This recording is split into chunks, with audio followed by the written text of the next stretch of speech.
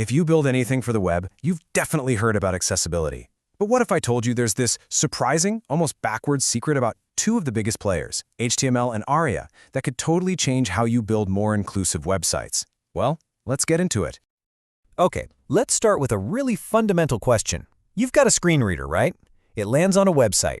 How does it even begin to make sense of all the buttons, links, and text? How does it translate a visual layout into something that can be spoken out loud or read on a braille display? Because, that translation, that's everything. And this is exactly the problem ARIA was designed to solve. It was developed by the Web Accessibility Initiative. And no, ARIA is not some new programming language. The best way to think of it is as a set of special notes or attributes that you can add to your HTML. These notes help explain what the different parts of your website do, especially the really complex, dynamic stuff. So how does ARIA actually do this communication? Well, it boils down to three main things. You've got roles, which define what an element is, like, hey, this is a button, or this is a slider. Then you have properties, which describe its characteristics. And finally, states, which define its current condition, like, is a button pressed or not? Together, these three things paint a really clear picture for assistive technology. Okay, so ARIA sounds incredibly useful, right? I mean, it seems like a powerhouse for accessibility. And that brings us to the most important question of all. When should you actually use it? Well, the answer is probably not what you think it is. That's right. The first and most important rule of using ARIA is don't use it. Just gonna let that hang in the air for a second. I know, it sounds completely nuts, but believe me, there is a very, very powerful reason for this rule. And look, this isn't just an opinion. The data is pretty shocking. A major report from WebAIM found that homepages with ARIA had, on average, 70% more accessibility errors than pages without it. So what's going on? Well, it turns out that when ARIA is used incorrectly, it doesn't just not help, it makes things much, much worse. And this really gets to the heart of it all. Native HTML elements already have accessibility baked right in. A button element is already understood by everything as a button. When you try to make a link act like a button using ARIA, you're just adding a ton of complexity and a huge chance for error. Why reinvent the wheel when a perfectly good one is sitting right there? But of course, sometimes you do have to build a complex component that HTML just doesn't support on its own. So what happens when you absolutely must break that first rule? Well, that's where the other 4 rules come in. You can think of them as the essential guidelines for using ARIA correctly and safely. So here they are, all 5 rules together. We've just hammered on the first one. The others really just build on that foundation. Don't add area you don't need, make sure everything works with a keyboard, don't hide important stuff, and for goodness sake, make sure your elements have a clear name.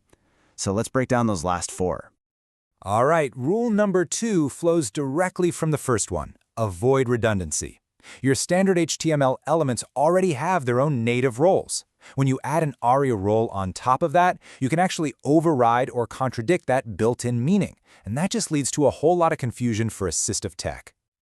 Here's a perfect example. Trying to force a heading to also be a tab? That creates a conflict with its natural job as a heading. The right way to do it is to use a neutral element, like a div for that ARIA role, and then just nest the heading inside. No conflict, no confusion. Simple. Next up, rule number 3. And this one is a big deal. I mean, it's totally non-negotiable.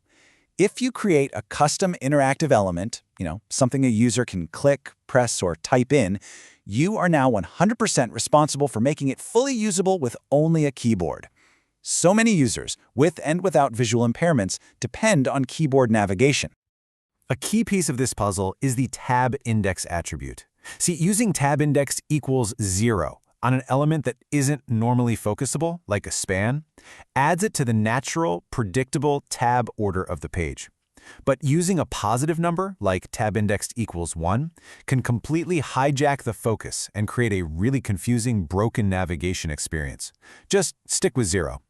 Rule number 4 is all about visibility, but not visual visibility. I'm talking about visibility to assistive technology.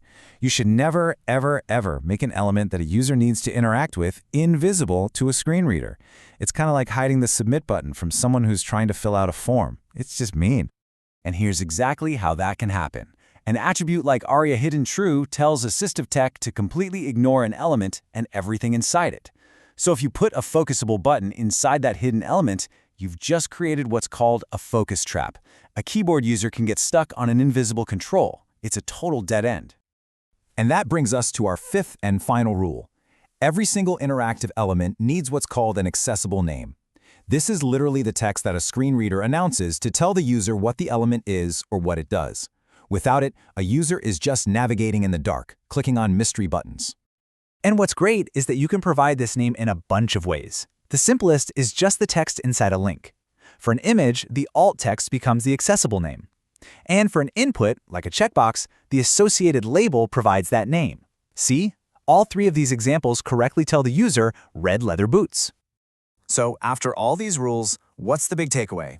It's not about choosing between ARIA and HTML, it's about understanding that they work in harmony. It's about using the right tool for the right job and always starting with a strong foundation of semantic HTML. A huge part of that harmony is just cutting out the noise, avoiding redundancy. I mean, look at this. An UL element already has a default role of list. Adding role equals list to it does absolutely nothing useful. It's just extra code. And the best code is often the simplest code. Ultimately, this isn't just about a list of technical rules to memorize. It's really about shifting to an accessibility mindset. It's about truly understanding that the choices you make as a developer or a designer have a real-world impact on people's ability to access information and services.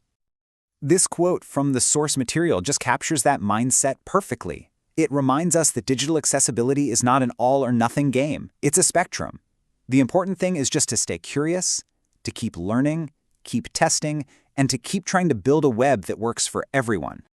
So I'll leave you with this challenge. What's one small thing you can check today? On your own website, or maybe just the site you use every day. Try navigating it with just your keyboard for a minute. See how it feels.